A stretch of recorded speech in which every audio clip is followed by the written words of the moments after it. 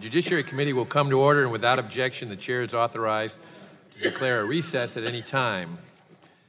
Pursuant to notice, I now call up H.R. 3249 for purposes of markup and move that the committee report the bill favorably to the House. The clerk will report the bill.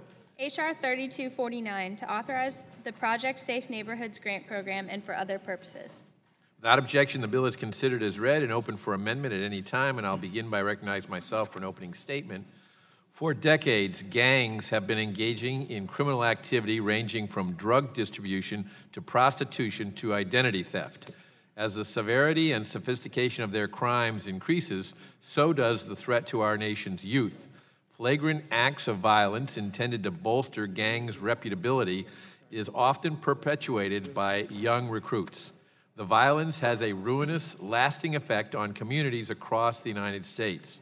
The brave men and women in law enforcement are on the front lines directly engaging in enforcement, prevention, and educational programs to keep our communities safe from gangs, and it is vitally important that they are fully equipped to address the spike in gang activity. This has been increasingly difficult in recent years.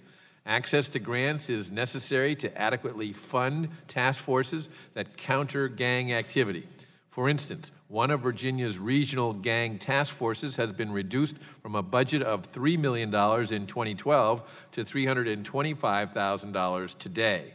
During that same time, gangs have accelerated recruitment efforts, and the public has experienced more gang-related violent crime.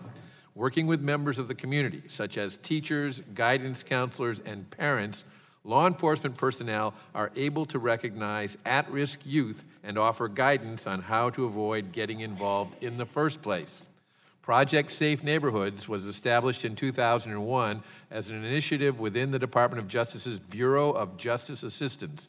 It provided a nationwide commitment to reduce gun and gang crime in America by networking existing local programs that target gang and gun crime, and provided these programs with additional tools necessary to be successful. Excuse me. In recent years, however, funding has dwindled, and Attorney General Sessions recently announced his intent to rejuvenate this program. H.R. 3249 officially authorizes Project Safe Neighborhoods, which was previously only authorized through appropriations of certain other grants. It permits the Attorney General to authorize a block grant program called the Project Safe Neighborhoods Block Grant Program. Catchy. For the purpose of combating violent gang crimes by facilitating partnerships between federal, state, and local agencies, including the United States Attorney in each federal judicial district. It provides the localities receiving grants under this program with control over how the funds are to be used and to the extent practicable. This local control will ensure local law enforcement is able to allocate funds towards specific problems they have identified. The bill also allocates a percentage of the funds to regional task forces in areas with a significant or increased presence of criminal activity caused by gangs. We must continue to combat gang violence, whether that violence is classic street violence, trafficking, or transnational crime. And I urge my colleagues to support the authorization of these funds to protect our youth and to keep our communities safe. It is a worthwhile investment with invaluable returns. It's now my pleasure to recognize the gentleman from Michigan, the ranking member of the committee, Mr. Conyers, for his opening statement. Thank you, Chairman Goodlatte. Top of the morning to the whole committee. Before we begin our pending legislative business, I want to briefly reference the horrific act of terrorism that occurred in New York City in Mr. Nadler's district on Tuesday. Our prayers and condolences go out to the victims and their families and friends. I very much appreciate the life-saving heroism of New York's brave first responders and the quick and professional actions of the FBI and the Justice Department. I'd also like to take a point of privilege to comment on the inquiry announced last week by Chairman Goodlatte and Gowdy, Chairman Goodlatte and Gowdy, into the Justice Department's handling of the investigation into Secretary Clinton's emails. The effort to reinvestigate former FBI Director Comey and with him Hillary Clinton's seems to me, with all due respect, short-sighted, given the special counsel's actions earlier this week. There's an active threat to our democratic institutions, but it doesn't belong to Mr. Comey or Secretary Clinton. Nevertheless, I've written to my good friend, the chairman, Mr. Goodlett, stating my view that if we must reinvestigate the handling of the emails, we must also expand the inquiry to include critical issues at the current Justice Department. As I stated in the letter, the circumstances our nation finds itself in today call for extraordinary bipartisan cooperation, and if we're to help reassure the American public regarding the credibility of our political, legal, and electoral processes. Now, on the matter pending, keeping our neighborhoods safe is essential to the well-being and success of those who live and work in them, particularly young people. H.R. 3249, the Project Safe Neighborhoods Grant and Authorization Act, would formally authorize a program currently implemented by the Department of Justice, and it would direct a portion of the program funding to address gang crime. Certainly, we need to support programs that help address violent crime in our communities, and I appreciate the Project Safe Neighborhoods has been implemented in various ways in my state of Michigan over the years. Therefore, I support the passage of this bill as introduced as a way of continuing this program as a part of a comprehensive strategy. However, since its inception in 2001, Project Safe Neighborhoods has been but one facet of the Justice Department's efforts to address gun and gang violence at the state and local level. We should view it from that perspective, but also other programs that assist communities to address crime from a local perspective, and some of these may be better tailored for communities with different needs in terms of assistance and resources. And because of this, I intend to raise concerns about an amendment I believe that will be offered shortly to provide funding for this bill by eliminating some of these other different but also valuable programs. Lastly, I note that a substantial portion of the funding under this bill is to be dedicated to anti-gang task forces. I support preventing and fighting crime no matter who a perpetrator may be, but we must be careful to avoid targeting groups of young people who are not engaged in crime and to not use law enforcement as a means to target anyone because of their ethnicity or national origin. Too often, now and in the past, the rhetoric of fighting gangs have been laced with racial bias. We cannot ignore the unfortunate reality of current times. Therefore, in considering legislation to enhance the effort to fight violent gangs, we must also be vigilant in protecting against such possible abuse. And so with these reservations, I support the formal authorization of this program as a part of a comprehensive strategy to prevent and fight crime. I thank the chairman. Yield back the balance of my time. I thank the gentleman, and I'd now like to recognize the ranking member of the Subcommittee on Crime, Terrorism, Homeland Security, and Investigations, Ms. Jackson Lee of Texas, for her opening statement. Mr. Chairman, I'd like to express my support for H.R. 3249, the Project Safe Neighborhoods Grant Program. It's imperative that we do all that we can to keep our neighborhoods safe and protect our vulnerable young people. This program authorizes a program that is currently implemented by the Department of Justice to address gang and gun crime. Programs such as this and others have proven to be effective. are essential to the success in fighting the violence that plague our streets and neighborhoods. I know that this is a valuable program, Mr. Chairman. I associate myself with the remarks made by the ranking member, very concerned about the offsets of this particular bill that is coming before us. While I do believe Project Safe Neighborhoods is an effective program, there are many others as well, as indicated by the Department of Justice. I also believe that I've been waiting in line for a very, very long time to move again the juvenile block grant, which does provide a whole litany of activities that intervene into juveniles' lives. I hope that we can work together so that we can put forward the juvenile block grant bill and that it will go to the floor of the House. There are those of us on both sides of the aisle that would like to work in a bipartisan manner. This bill has been waiting and waiting and waiting and waiting and waiting. And I assume if we pass this bill out, Project Safe Neighborhoods Grant Program Authorization Act, it will be going to the floor before the juvenile block grant. And I would really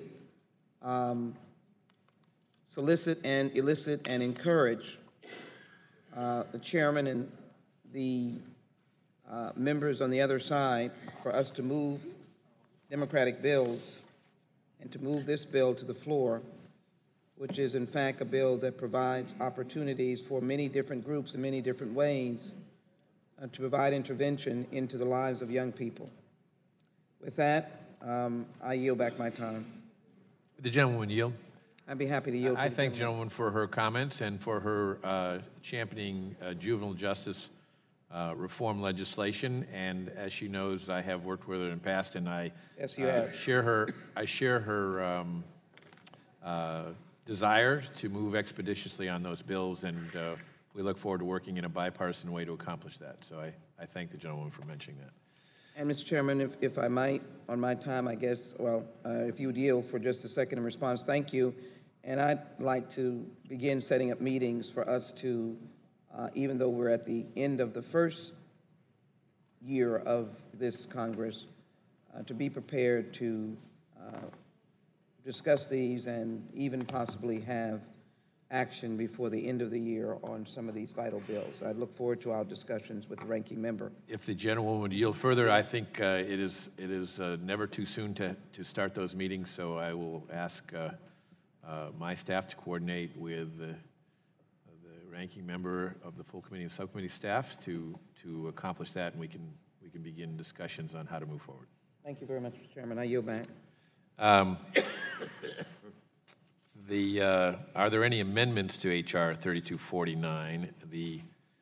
An amendment at the desk. The chair recognizes himself for the purpose of offering an amendment, and the clerk will report the amendment. Amendment to H.R. 3249 offered by Mr. Goodlatte. Strike page 2, line... Without objection, the amendment is considered as read, and I recognize myself for an explanation of the amendment. No. This amendment accomplishes 3 important goals. First, it clarifies the purpose of the Protect Safe Neighborhoods Grant Program to expressly include prevention programs and community outreach, necessary components for the successful implementation of the program. Second, the amendment provides additional support to the task forces working diligently to reduce gang violence. This provision increases the percentage of funds allocated to regional task forces from 20% to 30%. Finally, this amendment lowers the authorization level and lists programs that are to be subsumed into this grant program. I want to make special note of Congresswoman Barbara Comstock of my home state of Virginia, who introduced this legislation, and I appreciate her long-standing commitment to this issue. I urge my colleagues to join me in supporting this amendment. For what purpose does the gentleman from Michigan seek recognition? Strike the requisite number of words. The gentleman is recognized for 5 minutes. Thank you, Chairman Goodlatte. Members of the committee, I am sorry to say I have serious reservations about this amendment, and although I support the formal authorization of the Project Safe Neighborhoods initiative, I'm concerned about the cutting of funding to other programs and initiatives in this amendment, which could result in the bill actually harming our anti-crime and anti-violence efforts overall. I understand that the majority operates under a so-called cut-go rule with respect to authorizing new funding. Accordingly, This amendment would prevent funding for a list of other worthy programs in order to clear funding for Project Safe Neighborhoods. These would include competitive and evidence-based programs to reduce gun crime and gang violence. It would also include the Byrne Criminal Justice Innovation Program. It would also include community-based violence prevention initiatives, and finally, it would also include gang and youth violence education and prevention and intervention and related activities. Now, my friends, we've not had a meaningful opportunity to review these proposed cuts, including the opportunity to solicit input from constituents and crime prevention advocates. I appreciate that the amendment also adjusts the allowed purposes for the Project Safe Neighborhoods funding, in part to fill in the gap between what is being eliminated and the scope of the newly authorized program in the bill as introduced. However, we've not had a chance to properly consider these changes. Neither have those who would be directly impacted by what is being proposed today. For instance, the amendment would eliminate the Byrne Criminal Justice Innovation Program, which helps local governments develop crime reduction strategies to address crime hotspots that generate a significant amount of crime within the larger community or jurisdiction. I don't think we should simply eliminate the possibility of funding this program, which may employ approaches and resources that are not provided by Project Safe Neighborhoods. In addition, the amendment seems to focus the program on efforts to be coordinated by the U.S. Attorney in each district.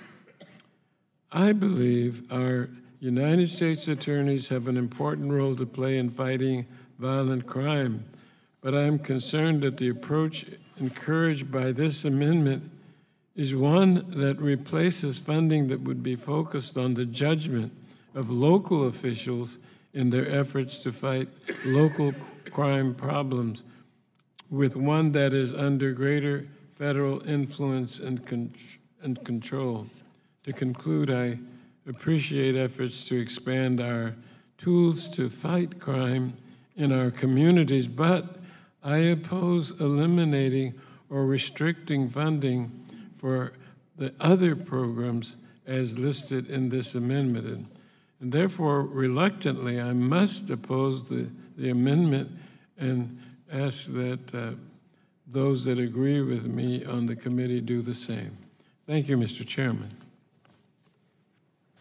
Chair, thanks, Mr. gentlemen. Chairman, For purpose, the gentleman from Rhode Island seek recognition. I move to strike the last word. I was recognized for 5 minutes. Mr. Chairman, and I really have, I'd ask if you would yield to a question because I'm sort of struggling to understand the implications of the amendment.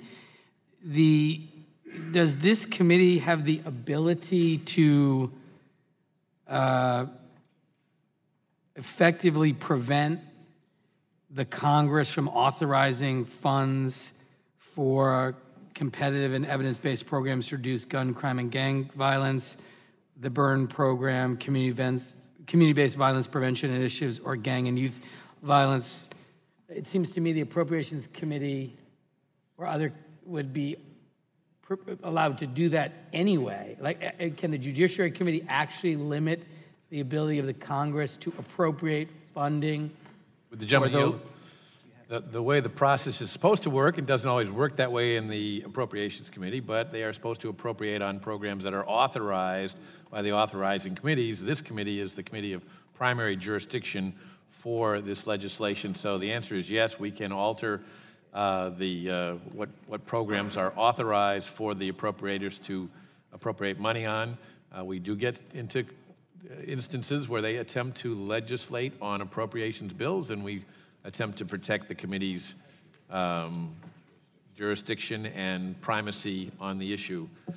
Thank you, Mr. Chairman. Well, I guess this is a moment where I hope that we will not be successful in asserting that. I share the ranking member's grave concern. I mean, I think it is, the Project Safe Neighborhoods is a very important program. It's very effective. I engaged with the U.S. Attorney's Office when I was mayor of the city of Providence, and these were really important resources that helped us reduce crime significantly to the lowest levels in the city of Providence in 40 years.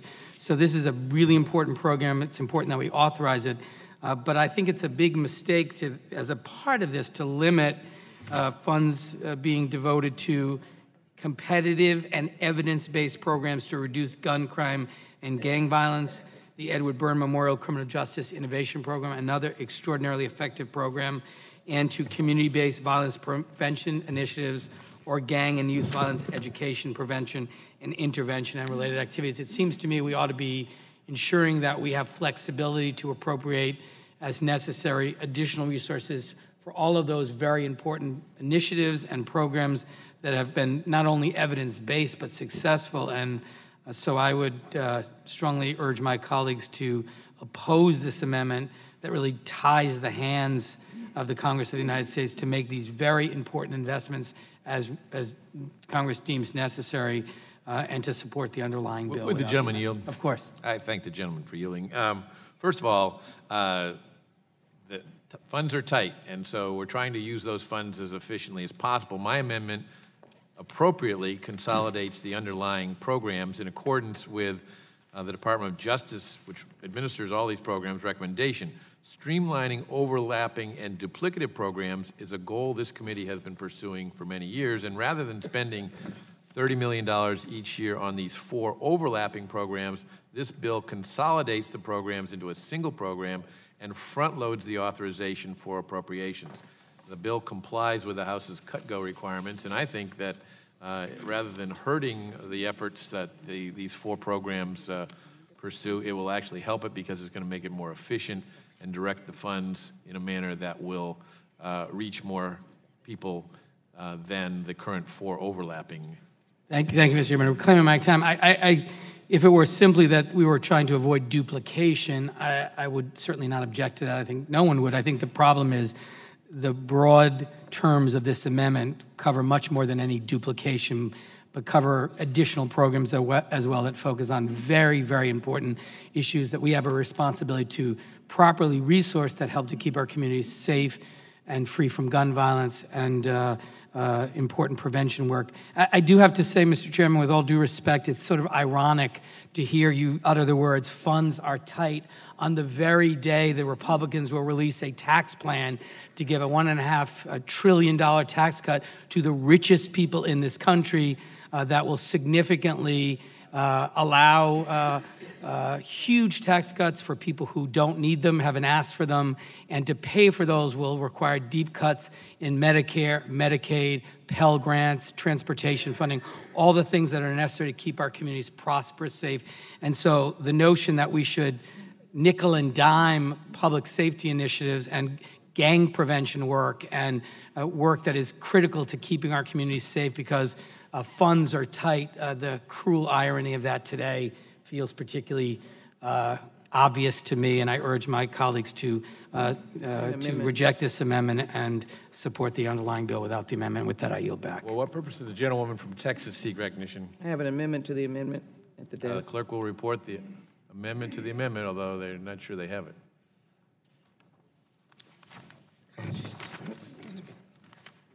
All right, the clerk will report the amendment to the amendment.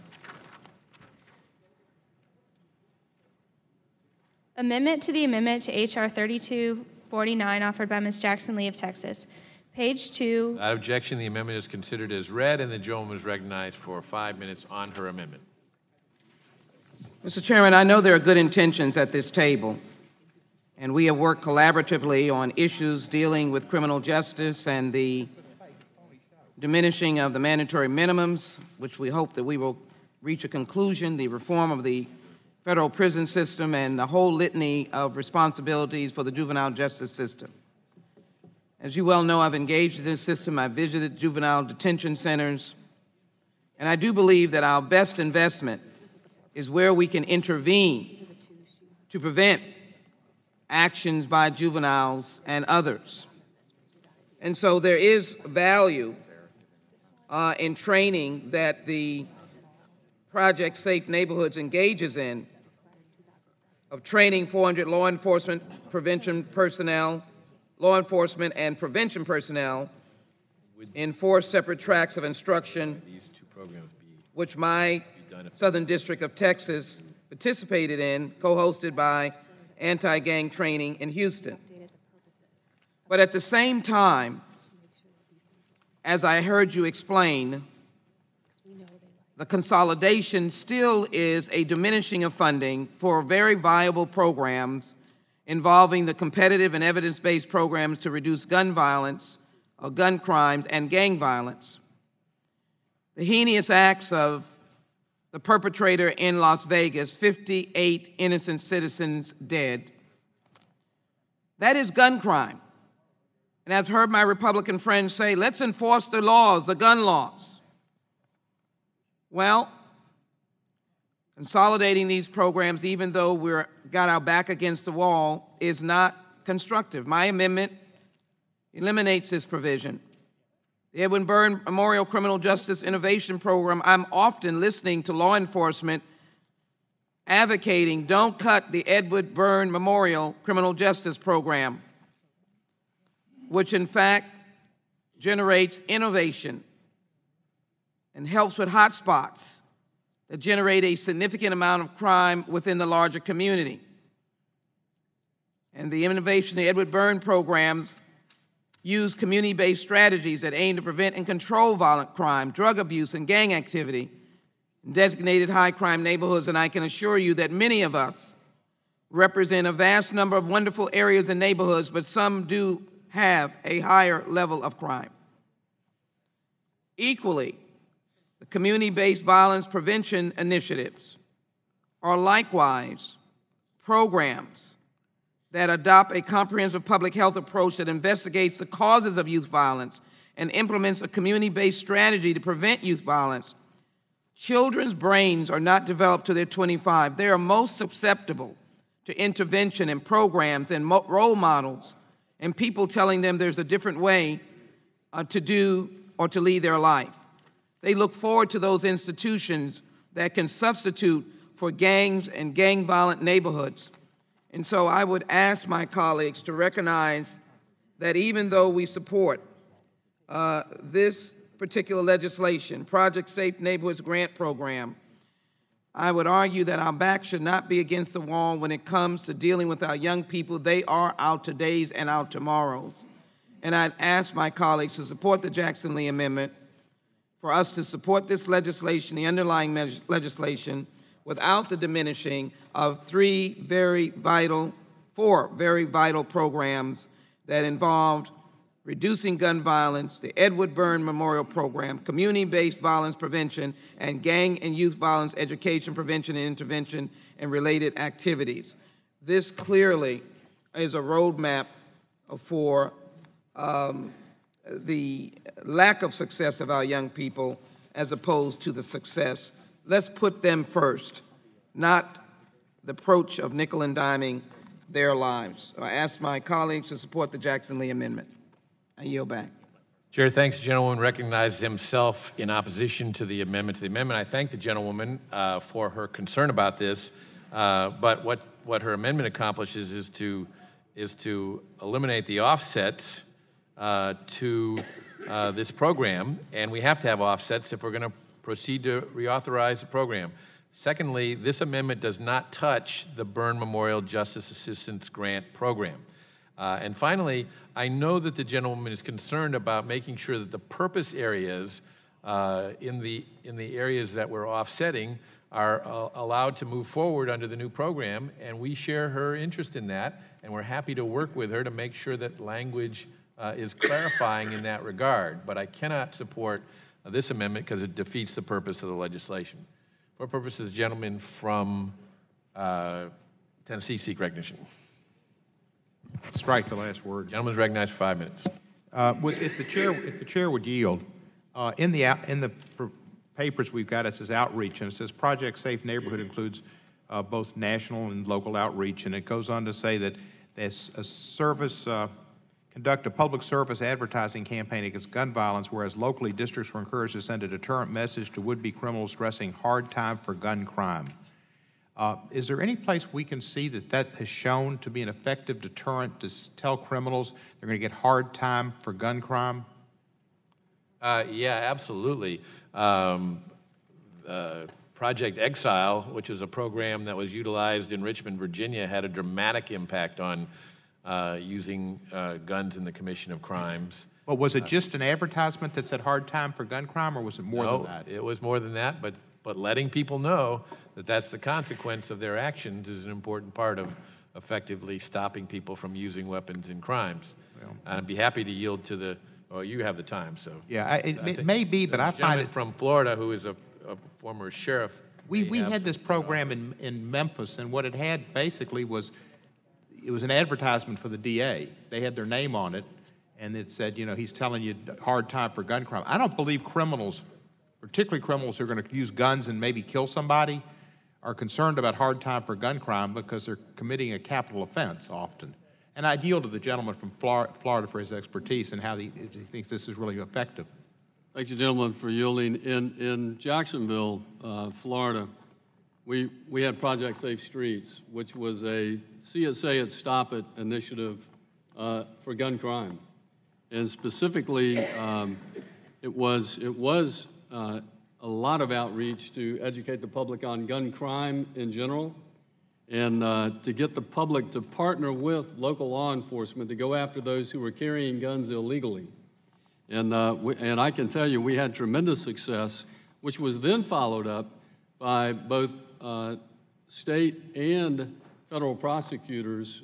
We would decide who could get the most time for the individual carrying a gun, and we would prosecute either through the state or through the U.S. Attorney's Office. And it had tremendous impact in getting those folks off the street, and our violent crime went down significantly. I'm somewhat aware of that, where the U.S. Attorney and the District Attorney General work together on gun crime, and I think that's good. But does the simple advertisement that they had billboards and the stickers they put up everywhere to say hard time for gun crime, is there anywhere that shows that that's effective to criminals? I mean, I don't think the people that use guns go to my cleaners, and they've got that on the wall there. If the gentleman will yield, I do agree with you. I don't think the target was the criminal carrying the gun. It was the individuals around that individual that we were trying to get to see it, say it, and stop it by reporting their criminal activity to us. And that was the advertising. Thank you. Mr. Chair, would you consider a friendly amendment to just say that any of these funds, that you couldn't have the picture or the name of an elected official associated with it? So if the gentleman drafts something like that, we'll certainly take a look at it. I wouldn't want to commit to it until I had an opportunity to think about it, but either you can do that now or you can work with us as we move to the floor. I am not objecting to the I'm idea. against crime and I'm for the concept, but I've just seen it used. I'm afraid it was used as a kind of by advertising. The gentleman makes a point, and if he drafts it in such a way that we feel like it won't discourage the use of the tool for the legitimate purposes the tool has, as described by the gentleman from Florida, we would be happy to look at it. Thank you, sir. Yield back the balance. Chair, thanks, gentlemen. Question occurs. Mr. Chairman. For what purpose the gentleman from Michigan seek recognition? I rise in support of the Jackson-Lee Amendment. And I support this amendment because it would continue to allow Congress to provide funding for certain programs to assist local efforts to fight crime. Now, the Project Safe Neighborhoods model envisioned by the underlying amendment to the bill should not supplant other efforts that would be more locally based and likely less under the direction of a United States attorney. I fear that the majority's insistence on following its self-imposed cut-go restrictions will, without proper consideration by this committee and input from constituents, unwisely pull the rug out from under proven, locally based crime-fighting programs. So I urge my colleagues to support this helpful Jackson Lee amendment, and I yield back the balance of my time. Chair, thanks, gentlemen. The question occurs on the amendment to the amendment offered by the gentlewoman from Texas. All those in favor of the amendment to the amendment will respond by saying aye. Aye. Those opposed, no. Being the chair, the noes have it. A recorded vote is requested, and the clerk will call the roll. Mr. Goodlatte? No. Mr. Goodlatte votes no. Mr. Sensenbrenner? Mr. Sensenbrenner votes no. Mr. Smith? Mr. Shabbat? Mr. Shabbat votes no. Mr. Issa? Mr. Issa votes no. Mr. King? Mr. Franks? Mr. Franks votes no. Mr. Gomert? Mr. Gomert votes no. Mr. Jordan? Mr. Poe? Mr. Marino? Mr. Marino votes no. Mr. Gowdy? Mr. Labrador? Mr. Labrador votes no. Mr. Farenthold? Mr. Collins? Mr. Collins votes no. Mr. DeSantis? Mr. Buck? Mr. Ratcliffe? Mr. Ratcliffe votes no. Ms. Roby? Mr. Gates? Mr. Gates votes no. Mr. Johnson of Louisiana? Mr. Johnson votes no. Mr. Biggs? Mr. Biggs votes no. Mr. Rutherford? Mr. Rutherford votes no. Ms. Handel? Ms. Handel votes no. Mr. Conyers? Aye. Mr. Conyers votes aye. Mr. Nadler? Ms. Lofgren? Ms. Lofgren votes aye. Ms. Jackson Lee? Aye. Ms. Jackson Lee votes aye. Mr. Cohen? Mr. Cohen votes aye. Mr. Johnson of Georgia? Mr. Deutsch?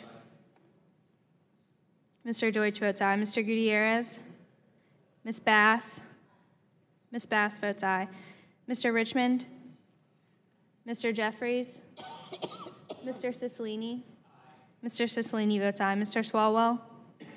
Mr. Liu? Mr. Raskin? Mr. Raskin votes aye. Ms. Jayapal? Ms. Jayapal votes aye. Mr. Schneider? Mr. Schneider votes aye.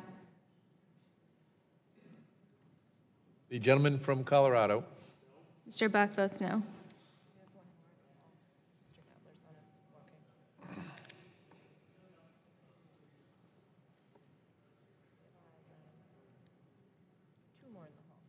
The gentleman from New York. Mr. Nadler votes yes.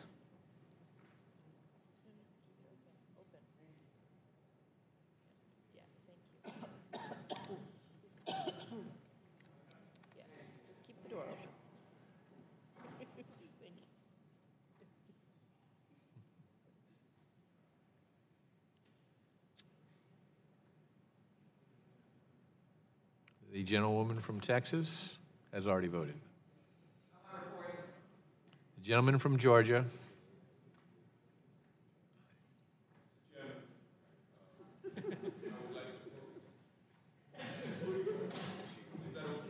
Yes, you're recognized to vote. Mr. Johnson votes aye. Has every member voted who wishes to vote? The gentlewoman was recorded as an aye in favor of her own amendment. The clerk will report. Mr. Chairman, 12 members voted aye, 16 members voted no. And the amendment is not agreed to. The question now occurs on the amendment offered by the chair. All those in favor respond by saying aye. Aye. Aye. Those opposed, no. No. The chair, the ayes have it, and the amendment is agreed to. Record vote, please. Board vote is requested, and the clerk will call the roll. Mr. Goodlatte? Aye. Mr. Goodlatte votes aye. Mr. Sensenbrenner? Mr. Sensenbrenner votes aye. Mr. Smith? Mr. Shabbat? Mr. Shabbat votes aye. Mr. Issa? Mr. Issa votes aye. Mr. King? Mr. Franks? Mr. Franks votes aye. Mr. Gomert? Mr. Gomert votes aye. Mr. Jordan? Mr. Poe? Does that make sense? Mr. Marino? Mr. Marino votes aye. Mr. Gowdy? Mr. Labrador?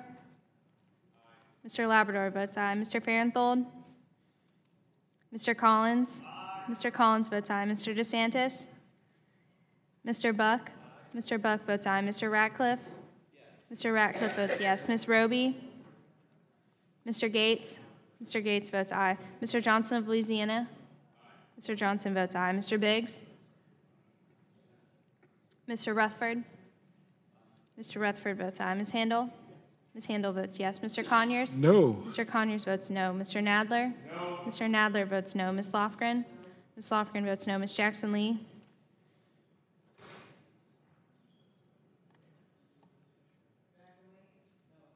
Ms. Jackson Lee votes no.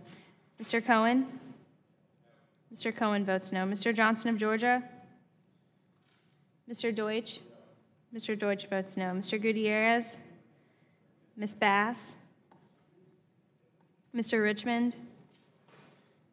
Mr. Jeffries? Mr. Cicilline? Mr. Cicilline votes no. Mr. Swalwell? Mr. Liu? Mr. Raskin? Mr. Raskin votes no. Ms. Jayapal? Ms. Jayapal votes no. Mr. Schneider? Mr. Schneider votes no.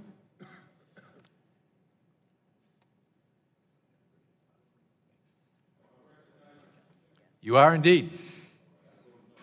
Mr. Johnson of Georgia votes no. Has every member voted who wishes to vote?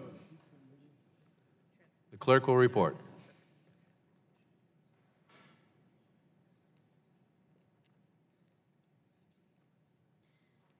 Mr. Chairman, 15 members voted aye, 11 members voted no. And the amendment is agreed to. Are there further amendments to H.R. 3249?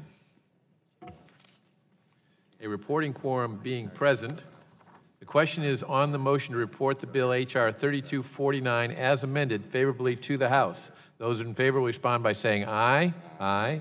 Those opposed, no. The ayes have it, and the bill is ordered reported favorably. Members will have 2 days to submit views, and without objection, the bill will be reported as a single amendment in the nature of a substitute incorporating all adopted amendments, and staff is authorized to make technical and conforming changes.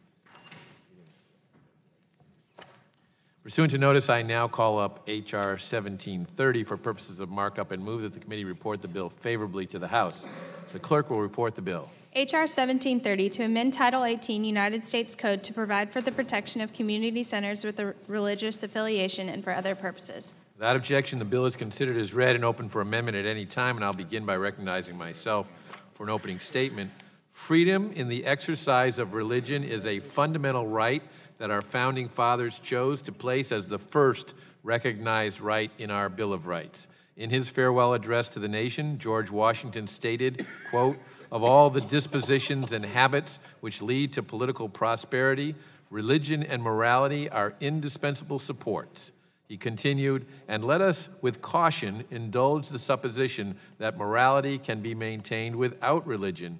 These learned men appreciated not only the spiritual benefits of religion to the individual, but the benefits to society of having a population committed to practicing their faith, something that research shows is linked to strong marriages and families, that benefits the poor, and that leads to a reduction in the incidence of domestic abuse, crime, substance abuse, and addiction. Unfortunately, our society no longer seems to place the same value on religious belief. In fact, it often feels that in this modern society, religion is met with disdain and an attitude of militant secularization. We live in a time where violence and threats of violence are routinely used to scare people from practicing their religious beliefs.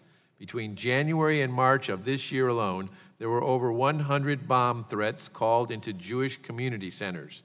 There have been numerous arson attempts on mosques as well. As a society, as a Congress, we must make clear that we value this vital right to exercise religious freedom and do what we can to encourage and foster this faith for the good of the country. That's why it is important that we make clear that threatening places of worship, threatening religious institutions, and deterring good people from practicing their faith and exercising their right to do so will not be tolerated.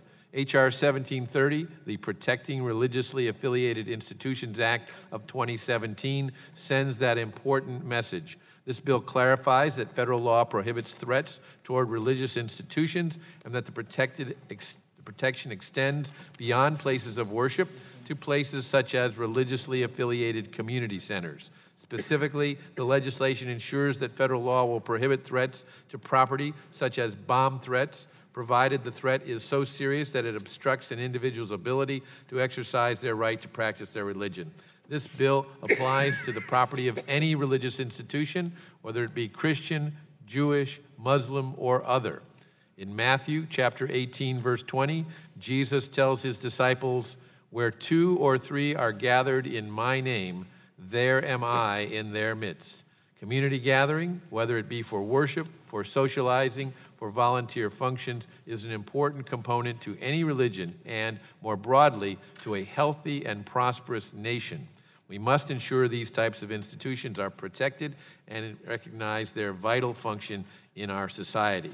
I want to thank Mr. Kustoff and Mr. Kilmer for introducing this bill, and I urge my colleagues to support this bipartisan legislation. Mr. Chairman. It's now my pleasure to recognize the gentleman from Michigan, Mr. Conyers, for his opening statement.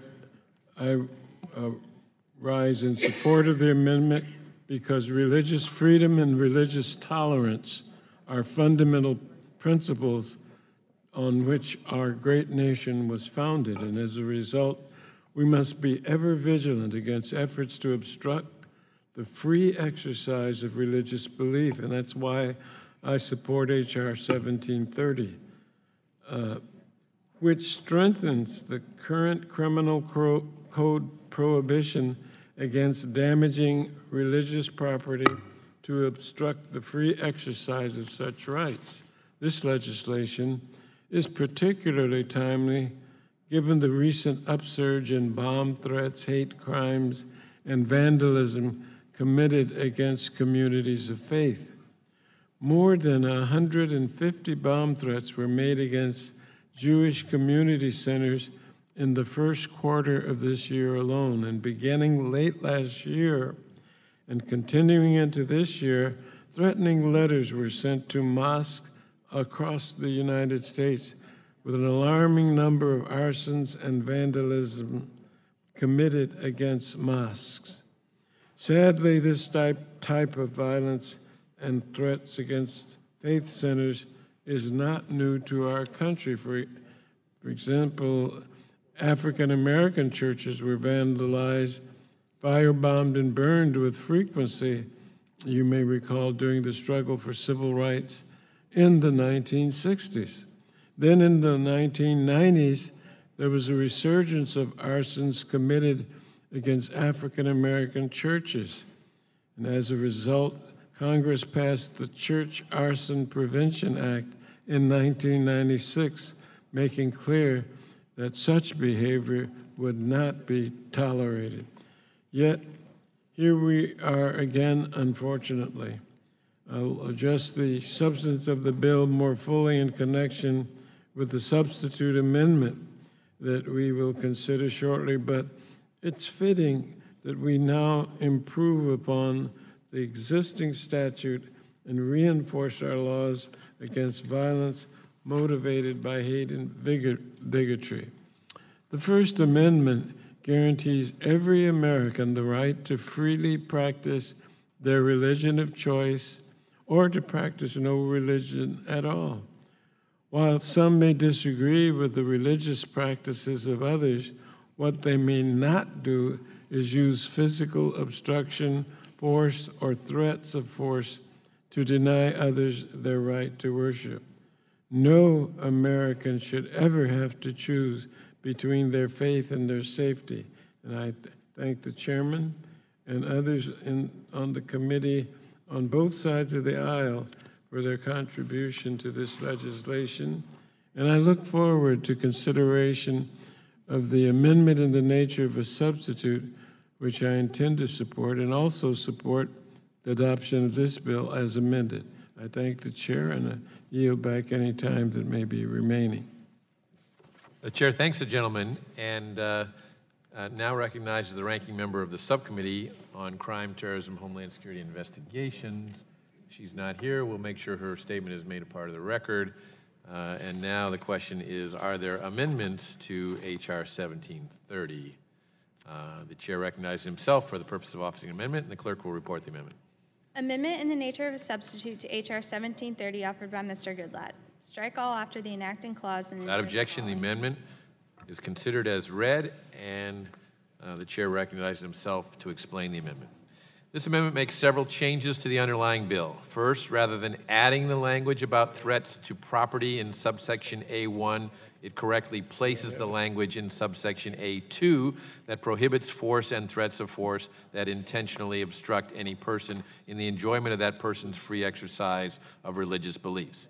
This provision has been charged previously in federal cases where the defendant has threatened places of worship. The language here clarifies that this provision may be used in future similar cases.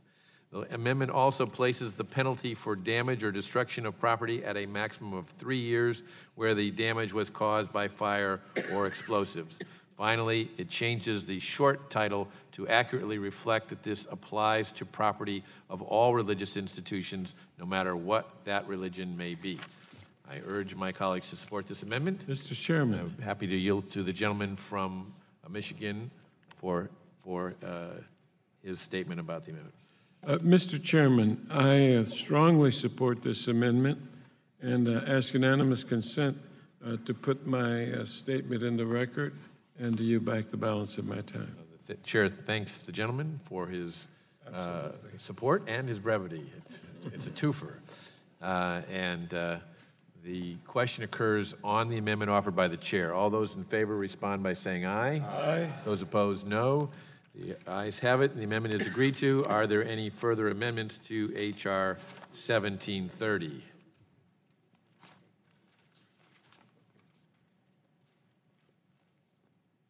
A reporting quorum being present, the question is on the motion. Chairman? What purpose does the gentleman from Florida seek recognition? Move to strike the last word. The gentleman's recognized for 5 minutes. Mr. Chairman, I appreciate the committee's attention to this legislation. I helped introduce this bill with my colleagues, Representatives Kilmer, Kustoff, Poe, McMorris, Rogers, and Kennedy. The Combating Anti-Semitism Act, as renamed, will address the surge of bomb threats that occurred earlier this year against the American Jewish community. A threat to the Jewish community or any religious community is a threat to us all, and this bill appropriately adds community religious centers like JCCs to protected sites under hate crime statutes. I'm proud to see the committee act on this crucial legislation. But even as we engage in this important work, the House Judiciary Committee has shamefully abandoned its oversight responsibilities in other areas. 300 days ago, the nation learned that Russia directed attacks at the United States during the 2016 election. Russia sought to take away the rights of the American people to choose their own destiny, to make a government of their own democratic free will, and to be free from the influence of a foreign power. How dare this committee ignore that attack? This week, Special Counsel Mueller unveiled his first indictments and conviction. So what does this committee do in response? Absolutely nothing. I am embarrassed and I am ashamed. But I suppose it is not entirely true that the Judiciary Committee has done nothing. This committee and its members have announced investigations into Hillary Clinton, a private citizen, on the president's efforts to thwart the operation of the United States Department of Justice, his firing of the acting attorney general, his firing of the FBI director, and now threats to the special counsel? Nothing. This committee has filled its agenda too often with red herrings and turned to scapegoating in an effort to change the subject. This committee, with its important history, has degenerated into little more than a show trial, like those, I might add, they still hold in Russia. Every week, I watch as this committee fails the American people. Even now, we are ignoring the ongoing threats to the independence of the special counsel.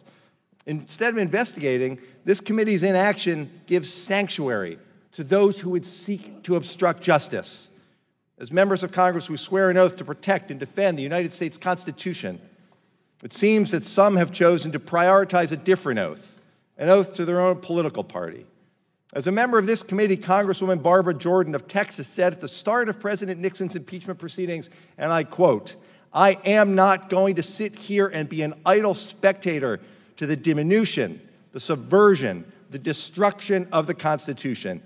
Now, 43 years later, each member of this committee should be reminded that we are active participants in the writing of this chapter of American history. When future generations of Americans look back, it will be easy to see who among us stood on the side of the facts, who sought out the truth, who worked to defend the integrity of the American Republic, and on the other hand, who were so desperate to bury the criminal actions in our elections that they stained our Congress and our democracy in the process. Senator Lowell Weicker of Connecticut led the Republican investigation into Watergate 4 decades ago. And in an op-ed from June, before we learned of indictments and guilty pleas, he said this, Quote, at the outset of the Watergate hearings, there was a strong measure of bipartisan commitment to the truth in Congress. When I listen to tapes of our sessions, I am struck by how difficult it can be to distinguish between a Republican and a Democratic questioner. Later, he went on to say that some politicians took advantage of this cynicism to play down or excuse the president's actions and even to smear or block the investigations. Today, I would ask the members of the majority to look into the past and then look into the future. Where do you think this is going?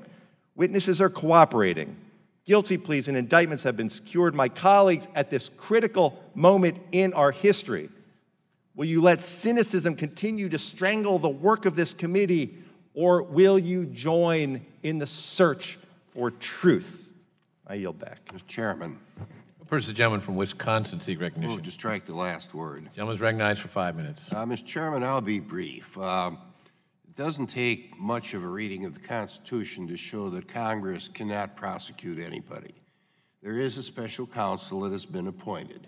His charge is to look into allegations of Russian manipulation of the election. He is doing his work.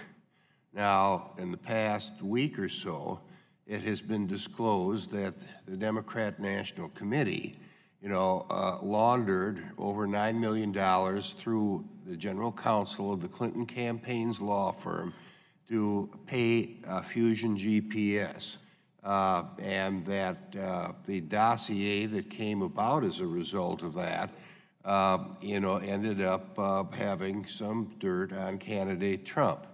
I would hope that Mr. Mueller, in his charge, would take a look at this. But again, we are prohibited from passing bills of attainder.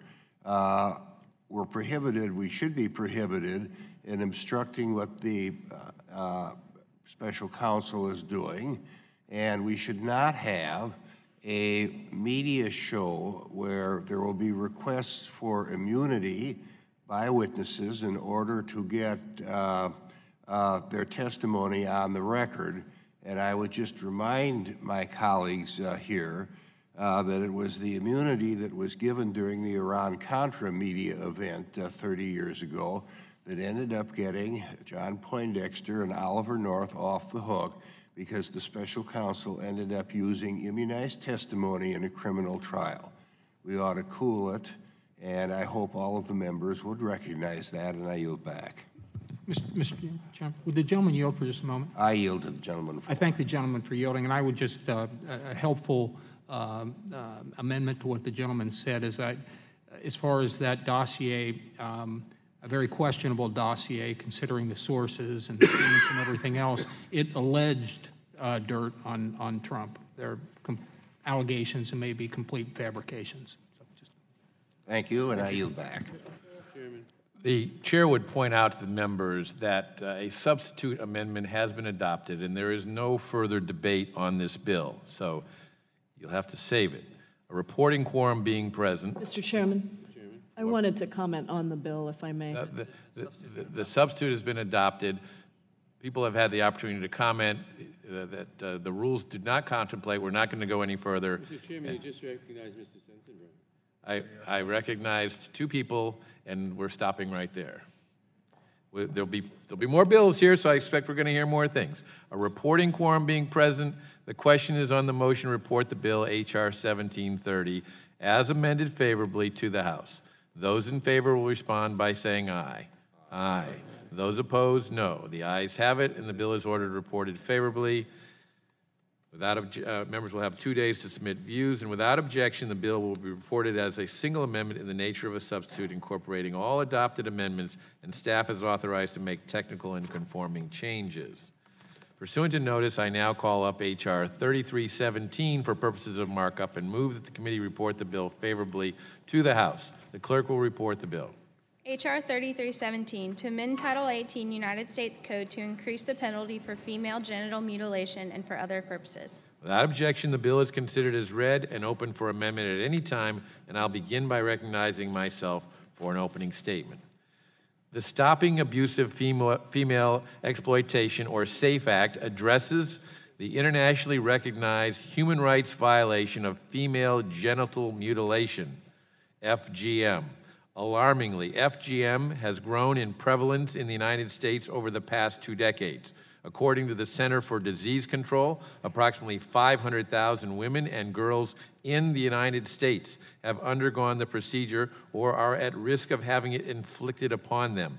FGM is a grotesque, barbaric practice that provides no health benefits for women and girls and has long-lasting and harmful physical and psychological consequences.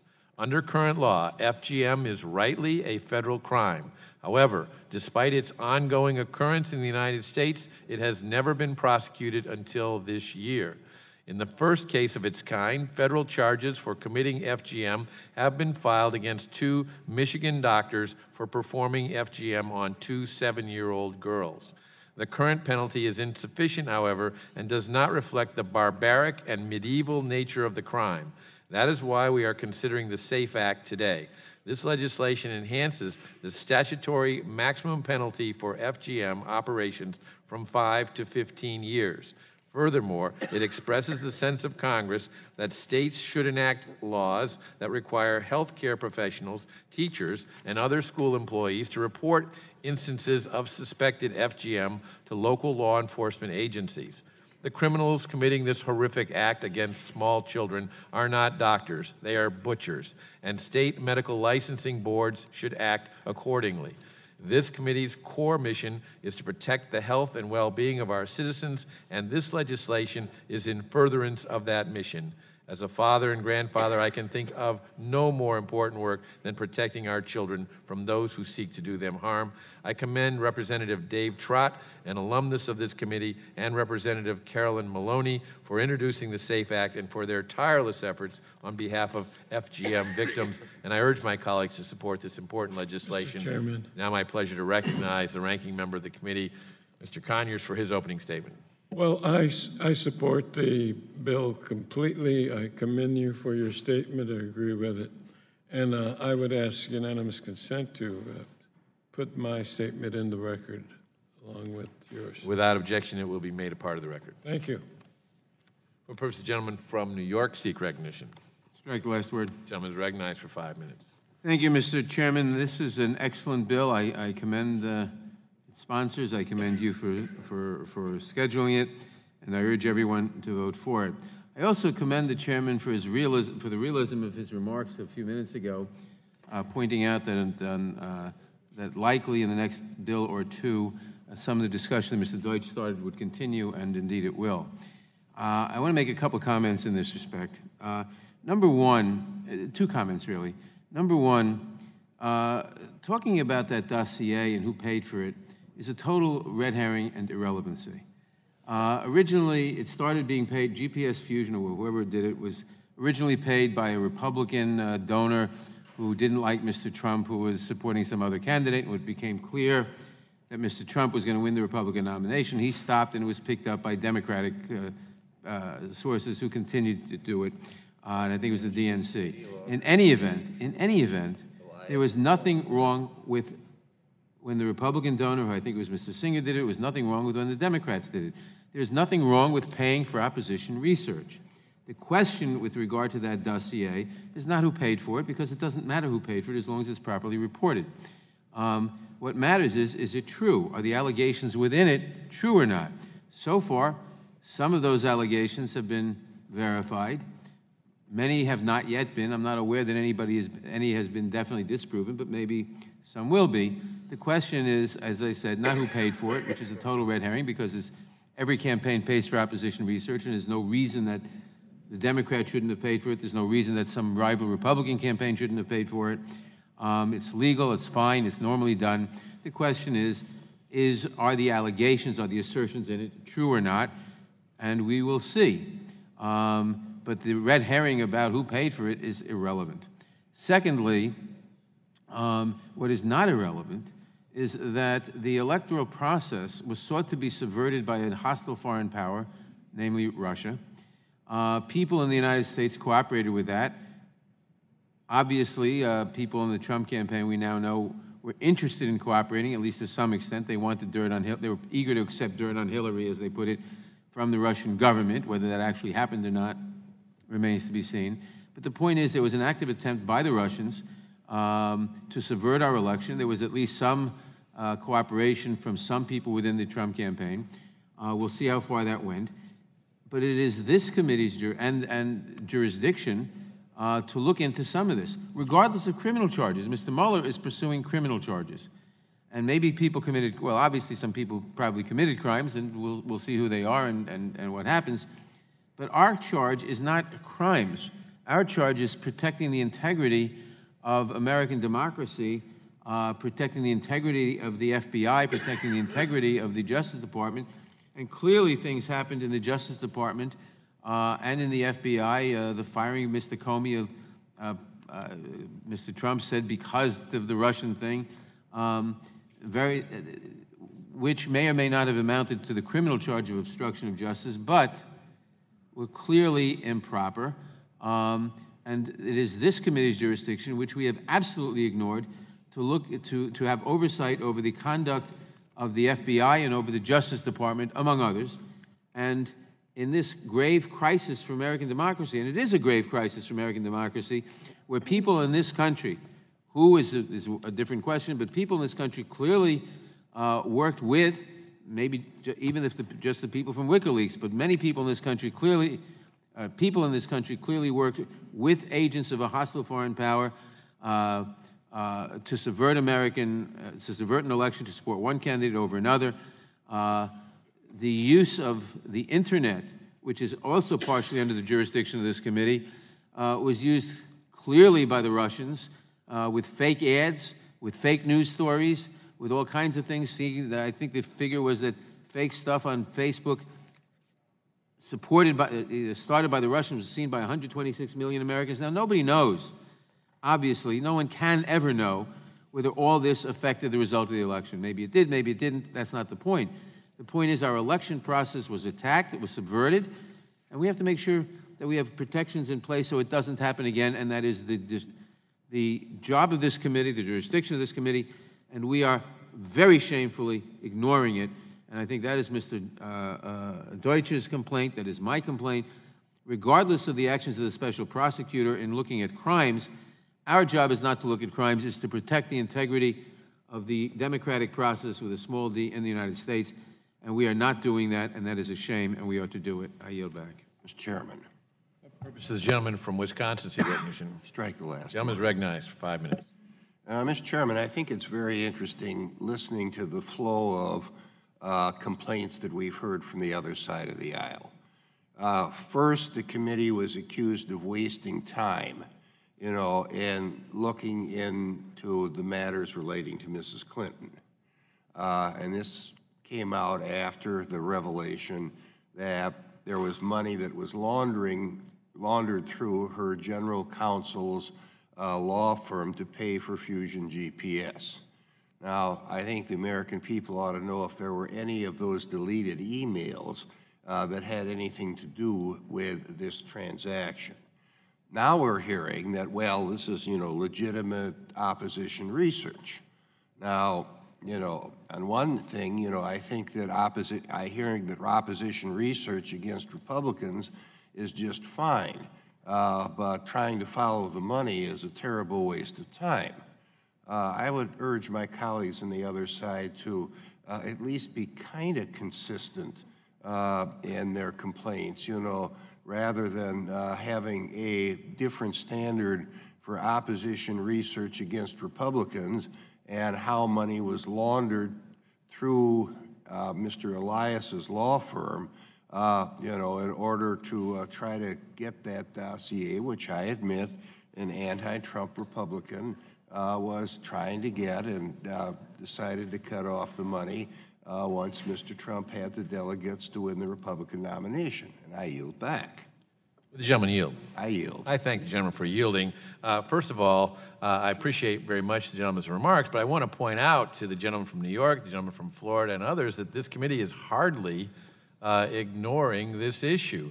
The fact of the matter is that other committees in the Congress, in both the House and the Senate, are looking into various aspects of this. It involves the Russian government in some manner, we don't know, but the Intelligence Committee certainly are well within their right to look at that. But the role of this committee is oversight of the Department of Justice. The Department of Justice has determined to appoint a special counsel, and we have not ignored that. First of all, we have communicated with the special counsel to make sure that the special counsel is doing his job properly. I've met with the special counsel along with the gentleman from Michigan to ask questions about the conduct of his work, and we'll continue to do that. But we're not going to interfere with his work. We're just going to make sure that he's doing his work properly.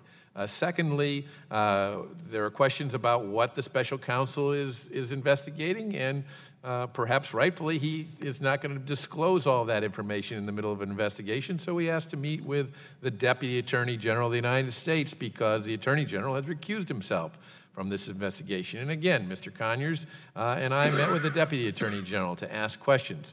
I am not satisfied that they are investigating matters that were left on the table by the last administration that are serious questions about the conduct of the investigation regarding Mrs. Clinton's emails. There are many things that last year perplexed members on both sides of the aisle with regard to this, including the decision to take upon himself as the FBI director a decision that's normally reserved for members of the Justice Department, the timing of that decision, whether the decision was made before or after the witnesses were even interviewed and evidence examined, and a particular concern, because I heard about it last October, members of the other side of the aisle, the decision made by the FBI director to disclose that he was reopening an investigation and telling the world about it about a week before the presidential election. Those are serious matters that should be looked at in terms of how the FBI conducted itself and to make sure that it does not conduct itself in that manner in the future. So I think that it's appropriate to continue to monitor the work of the special counsel, but it is not appropriate, as the gentleman from Wisconsin has pointed out, to take actions that could interfere with that work, and I thank the gentleman for yielding. Mr. Chairman, I yield back. Mr. Chairman. For what purpose does the gentleman from Michigan? I think the gentleman from Michigan has been recognized already, so we may need on the amendment. Remember, actually on the bill, so we don't have any amendments. So the question is, and the gentleman from New York's been recognized, so what purpose does the gentleman from Tennessee seek recognition? Word. The gentleman from Tennessee is recognized for 5 minutes. I'd like to ask the chair, there is a bill, I presume it's in this committee, that Mr. Conyers and Mr. Jones have filed to insulate and protect the special counsel from being fired without cause, and particular other standards that are in that bill. Is that not relevant for this committee to discuss, and shouldn't that be something that we should look at rather? Let me just say that I think that the authority of a president of the United States to take actions with regard to personnel is very clear, and the president has also made it clear that he has no intention of firing a special counsel. So I don't agree that Mr. Chair, the president has said a lot of, he said he was in favor of Lamar Alexander's bill before he said he was not in favor of Lamar Alexander's bill. The president changed from day to day. The president never declared he wasn't going to fire Comey, but he fired Comey. The president has been encouraged by Steve Bannon and Jim Robertson and the Wall Street Journal to fire Comey. The president responds not with his intellect and what's best politically and the safest thing to do, thinking Lindsey Graham is right that holy hell will be raised if he fires a special prosecutor, but he responds with his personal belief that he has been attacked or threatened in some way. And when somebody comes at him like Mr. Comey did and like Mr. Mueller has, there's a goodly chance he will fire him. But the issue is, what standards should there be to determine whether he should be fired? The president is not the king. We fought a war to see we didn't have a king. The president does not have unlimited powers. And when the president's being investigated by a special counsel established by law to look into charges that he has basically mutilated our democracy, then we should look into that bill that Mr. Conyers has filed, and that should be our first priority. You may not want to interfere with what Mr. Mueller does, and I understand that. And what Mr. Sensenbrenner says about granting immunity, that's all fine and good. But the whole idea of whether he should be fired and under what standard should he be fired, it's not the issue of whether or not you believe Trump's not going to fire him. It's what the law should be if he changes his mind, and for the next president and the next president. So I would ask you to schedule that bill for a hearing. The gentleman yield? Yes. The standards by which the president must conduct himself with regard to firing employees is set forth in the United States Constitution. I suggest you read it. I've read the Constitution, sir, and on the special counsel there are specific standards that come to be met through statute. And I yield to Mr. Conyers, who has the bill, and would like to ask him about, does he think this committee should take up that bill and look into the standards by which the special counsel could be fired? I thank the gentleman for yielding, and of course that's why we introduced it in the first place. And I would like to discuss with the chairman and you as well how soon we can get to the bill. I think sooner is better. Thank you, Mr. Conyers. I'm all for this bill before us on female genital mutilation, but I'm also in favor of not mutilating our democracy and not mutilating our Constitution and not mutilating our special counsel. And this committee has a duty to look into seeing that the special counsel cannot be fired at the whim and caprice of the President of the United States. He is not the king. He is not the sole decider, the arbitrator. He is a servant of the people, and he should serve our democracy in a way that people feel like it is fair and just, and everybody is subject to the law. And if the special counsel is not immunized or made clear that the standards are such that he has a right of review and he can only be fired for abuse of his powers or for some other purpose. Will the gentleman yield? Sure. I have a Constitution here in my hand. Could he please tell me which article and which section prohibits the president from firing any executive branch employee? I haven't been able to find one. Well, the laws of this, we already have set standards by which the special counsel can be fired. And Mr. Conyers and Mr. Jones's bill make it clear that there are stronger standards. And yes, there may not be any prohibition, but that doesn't mean that there cannot be a restriction. And the special counsel is a special type of employee who is not necessary, especially when he's investigating. No, I won't. Especially when he's investigating the President of the United States for collusion with Russia, for destroying our democracy, and for flaunting his and his campaign associates' activities with Russia, which they have constantly lied about. And this committee is being made a mockery and a joke of by not taking up any issues at all dealing with that. We have a duty to do it, and we should be having this bill before us now. I yield back the balance of my time. Mr. Chairman. For what purpose does the gentleman from Ohio seek recognition? Move strike last word. Gentleman's recognized for 5 minutes. Yield. Yield to the gentleman from Wisconsin. I refresh the memory of the gentleman from Tennessee that we did have an independent counsel law which expired in 2001.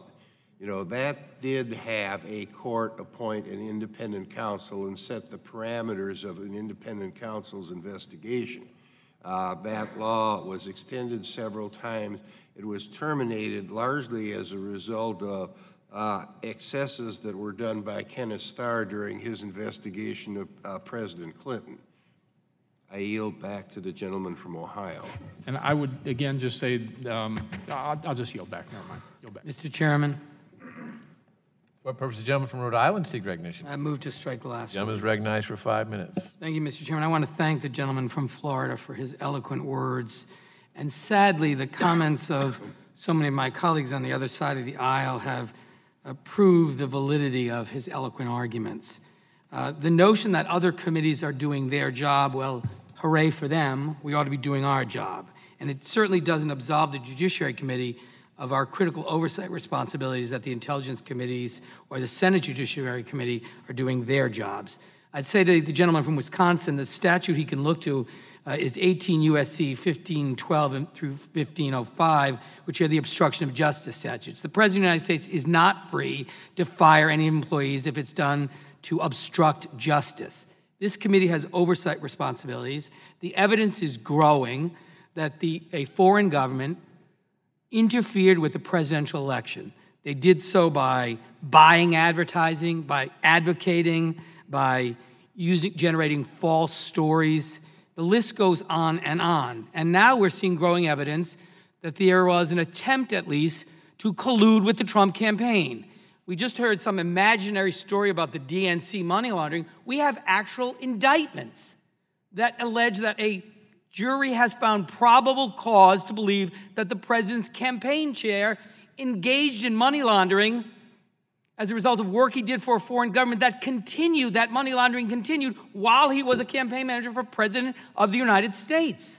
A conviction from another person who was identified as a foreign policy advisor with an active effort to collude and gather information from the Russians that was detrimental to the campaign of Hillary Clinton.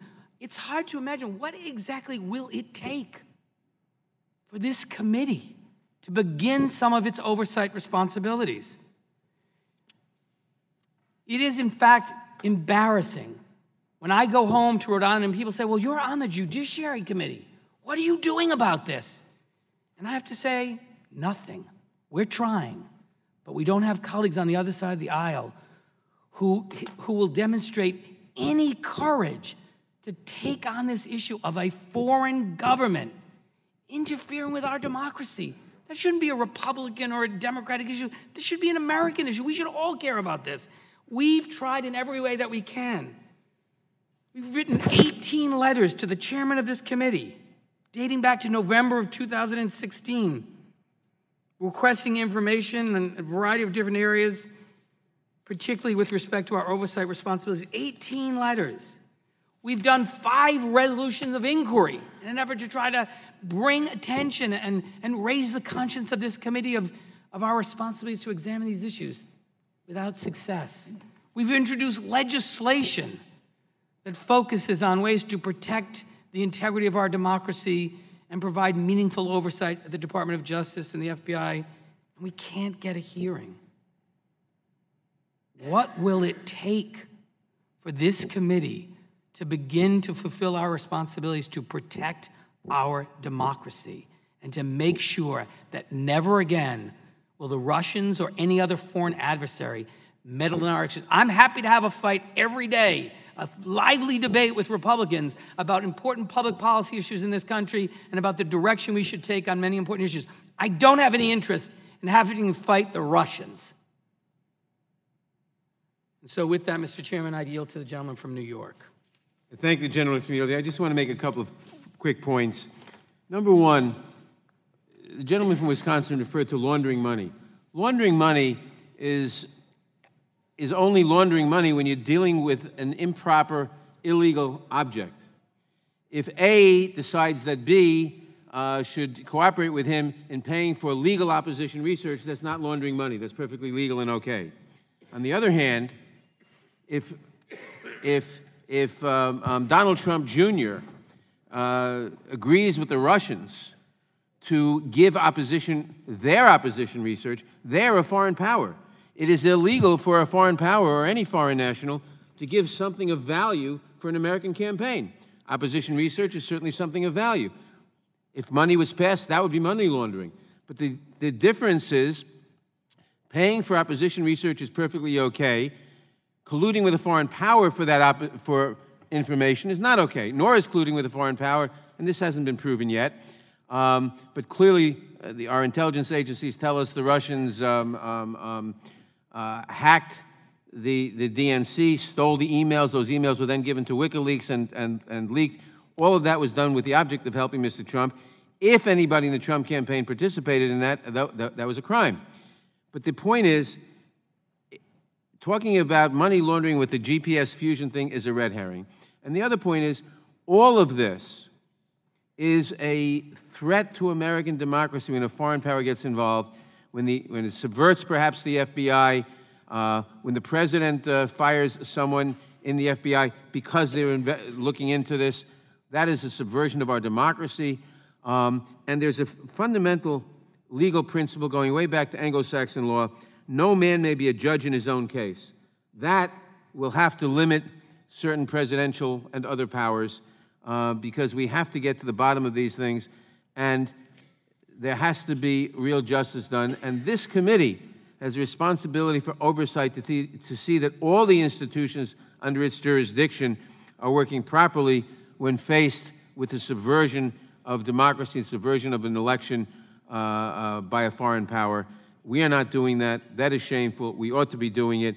And all the other stuff, Hillary's emails, et cetera, I don't care if anybody investigates that. It doesn't matter at this point. But it's a waste of time, but that's a different question. But it's not the same thing.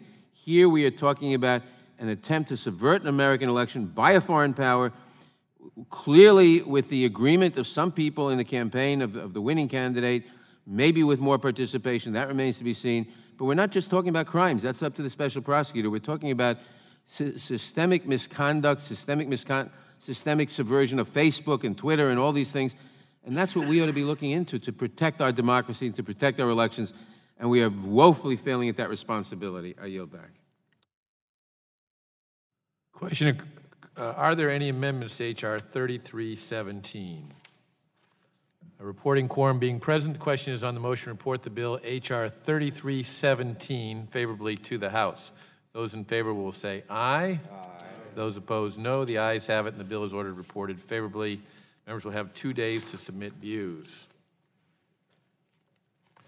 Pursuant to notice, I now call up H.R. 4203 for purposes of markup and move that the committee report the bill favorably to the House. The clerk will report the bill. H.R. 4203 to amend Title 18 United States Code with regard to stalking.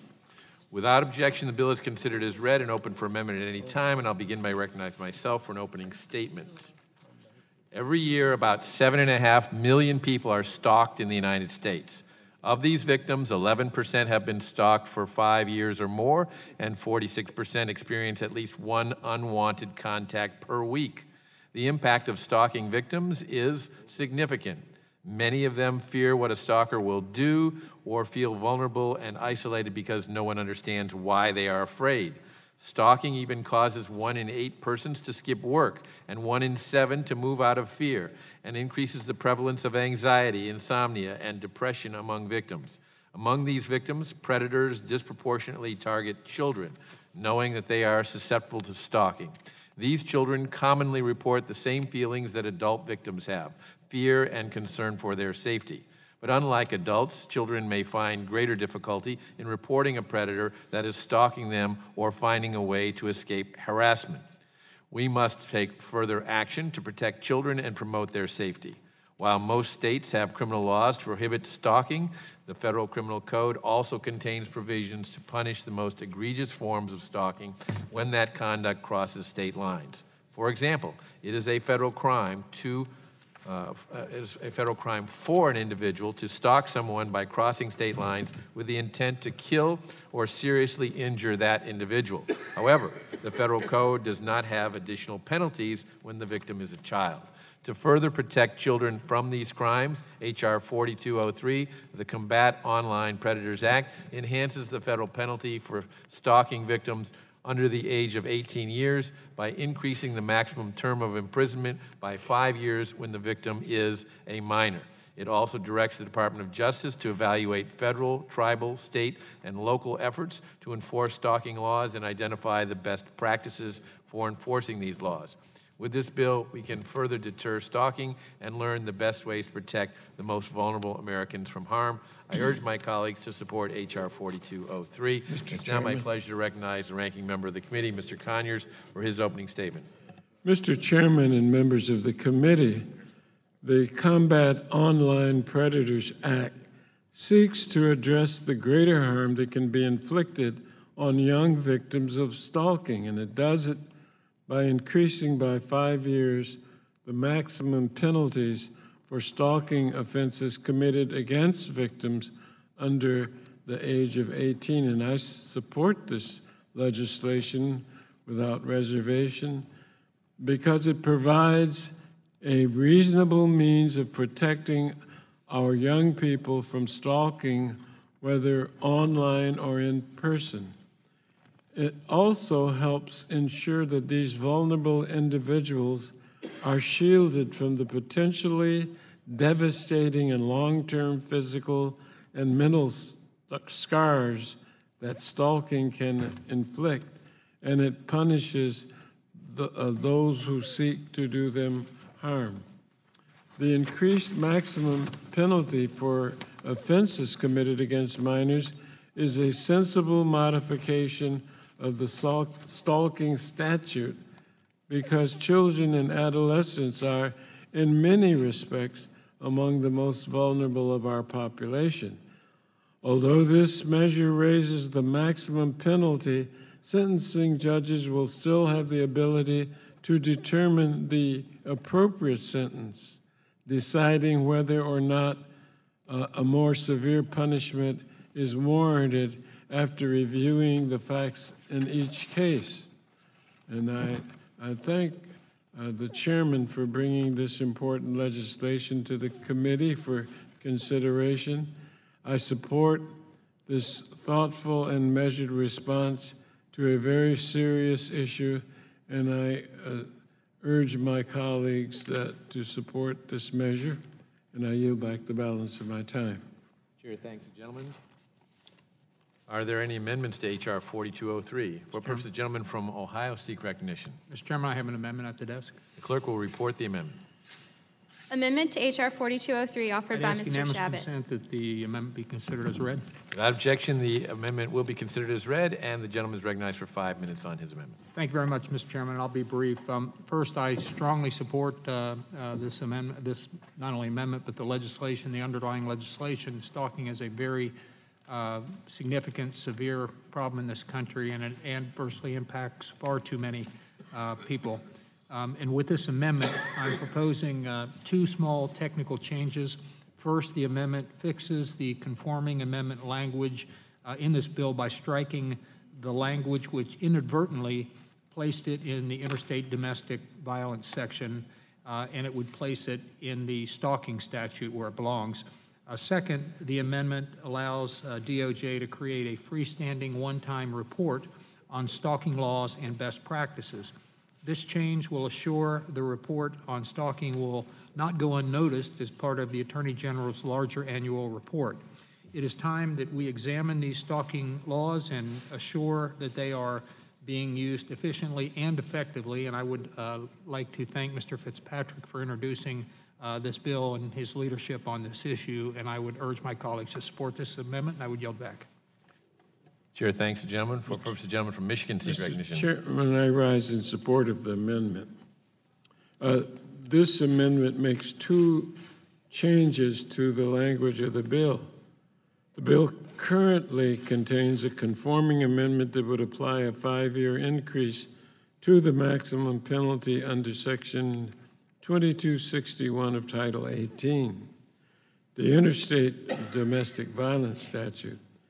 This amendment makes a necessary clarification to ensure that this increase will apply only to offenses defined in Section 2261A of Title 18, the stalking statute itself. And as written, the bill requires the Attorney General to evaluate federal, state, and tribal efforts to enforce anti-stalking laws and to identify methods that are most effective.